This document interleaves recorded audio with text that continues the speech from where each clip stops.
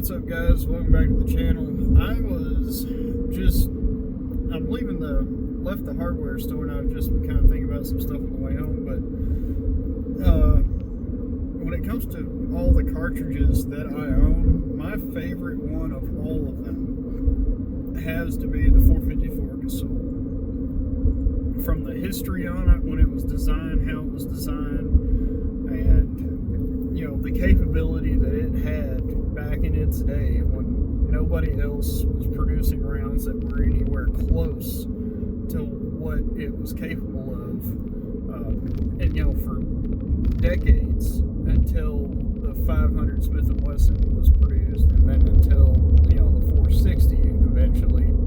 But for decades there, probably 40 years, the 454 was like the king of big bore Magnum handgun cartridges. It was running pressures that no other cartridge was running at that time, and pushing velocities with heavy bullets that no other cartridge was pushing at that time, and it did it for a long time. And so it's been a big favorite of mine. No, it's not really a long-range cartridge or anything, and I know I do a lot of long-range shooting on this channel, but when I really started reloading, it began with 10mm was my first cartridge that I ever reloaded, and then from there I got into bigger stuff, and of course I've done some 9mm and 45 and stuff like that. But I just think that the 454, because you are capable of pushing rifle pressures, Magnum rifle pressures in a pistol cartridge, upwards of 65,000 psi in a pistol cartridge, you can do some really incredible things ballistically with that. And especially like if you're pushing it in a rifle setup. So if you take that pistol cartridge and then put it in, a 20-inch barrel, or like with my Browning, with a 28-inch barrel rifle, you can really get some pretty phenomenal results out of it, ballistically speaking, externally, terminally, and etc.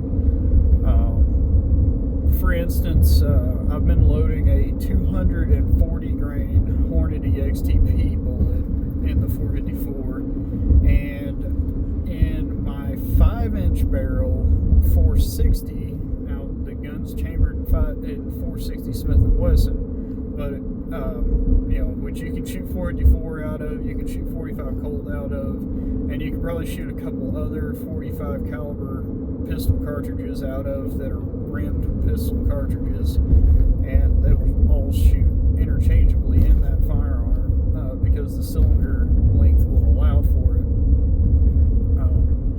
But anyway, if you shoot it in that 5-inch gun, it's going about 1,650 feet per second in the 454 cartridge, and loaded to the max pressure, max powder charge in a 460, the same bullet in the same gun will get a little over 1,800 feet per second, about 1,825, 1,830. So, with the 460, I am getting about 200 feet per second more speed, but the 454, in my opinion, is probably a more practical round.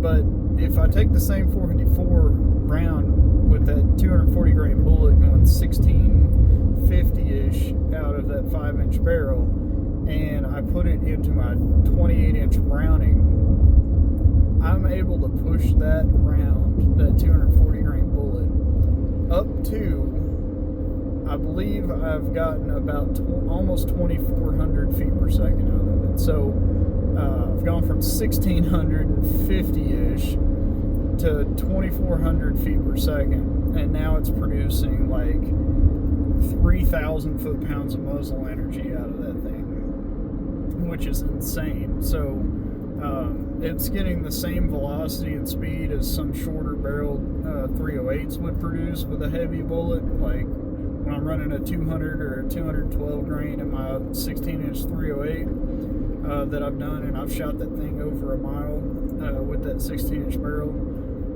I'm running about 2450 on the velocity, 2400 with a 200 grain bullet. Well, in this 454 Casull, this 45 caliber, I'm running a 240 grainer at the same speed, or near about the same speed. And so it's actually producing more energy at the muzzle than the 308 will out of a pistol cartridge. And it's actually utilizing less gunpowder, because in the 308, the type of powder that I'm using, I'm typically running, depending on which powder I decide to use, I'm typically running between 43 and 46 grains in it.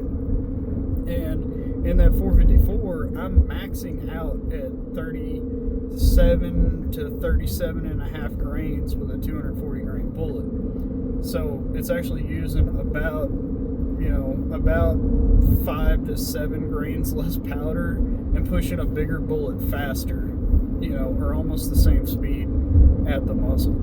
So it's a really, really efficient cartridge, I think. And then if I decide to load it in the carbine, I've got a Rossi Puma M92, so it's a 1892 model lever action, and it's got 20-inch barrel. It won't quite run the same speed. It's about 50, depending on the load, 50 to 100 feet per second slower than the 28-inch barrel.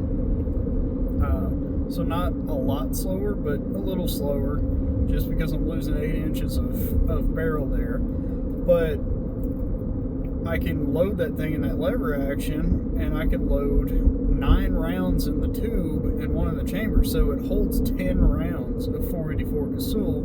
That even if I'm losing 100 feet per second, or maybe a little more than 100 feet per second, it's still almost 3,000 foot-pounds. It's in the 2,800 foot-pound area. And it's essentially a pistol cartridge, so still 2,800 foot-pounds of energy at the muzzle. So at close range, again, you're not going to shoot this thing long range, because it's not a long range designed bullet. It's short and fat and very low ballistic coefficient. But say inside of 100 yards or a couple hundred yards, I think that depending on the bullet you choose, whether it's expanding type hollow point or a hard cast, you could take down just about anything with it. And penetration is going to be really, really good. Energy transfer is going to be really, really good. And that's why I like it so much, because in that little carbine, because it's shorter, and this is my argument against using the 4570, is because the 4570 is such a huge cartridge in length. And the reason why it is because it was originally a black powder cartridge, and the only way to get more speed out of a black powder cartridge in those days when it was designed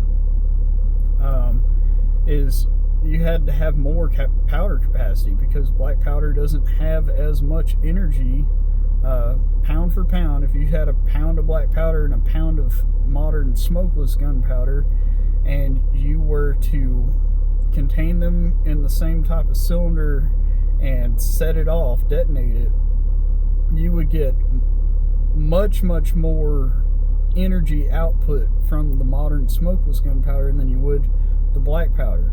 Now, black powder is technically an explosive, where modern gunpowder is a propellant. It actually burns, and so there's some technical differences there. But as far as the energy you get out of it, pound for pound, smokeless gunpowder is way, way more energetic. You've got way more production of energy for a less amount of powder. So the reason why the 4570 forever was kind of the standard for, I'm not really sure what it would be the standard for, but as far as like everybody today, they're like, oh, 4570 this, 4570 that, but your 4570 can only push a 300 grain bullet in a rifle about the same speed and stuff that a 484 Casull can push it in a smaller cartridge.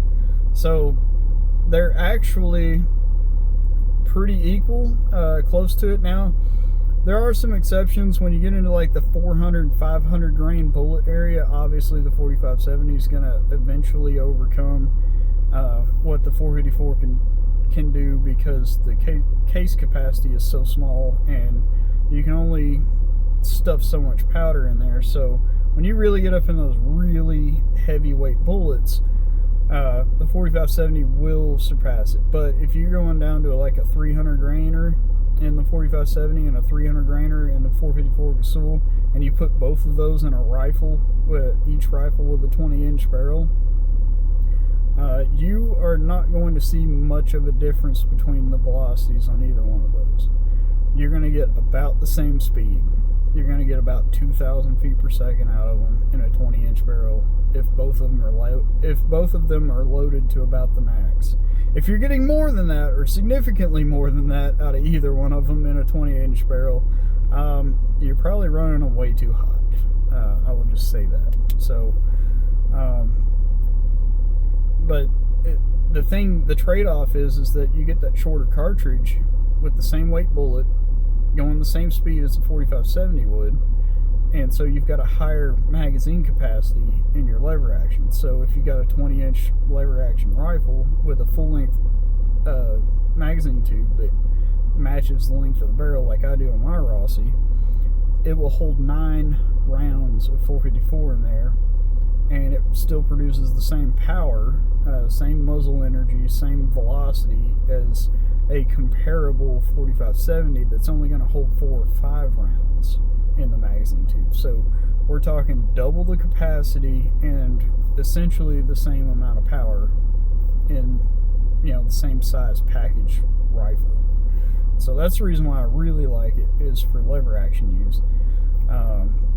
And then in revolvers too, if you're loading it and you've got a 6.5 inch or an 8-inch barrel revolver, you're going to get lots of performance out of it, like I've done before in the past.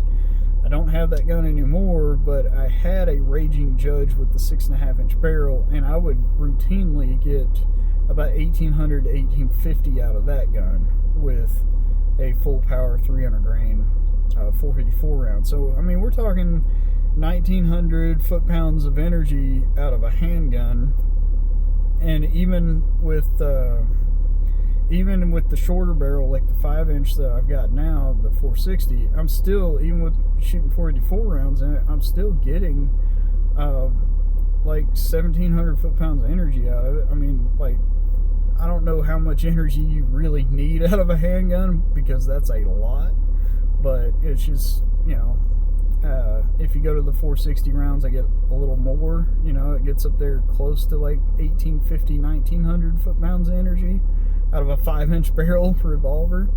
Now, some will say that maybe getting a lever action or getting another rifle chambered in 460 would obviously give me more power downrange, give me more velocity, but it will also give me more recoil as a result of that, and more powder.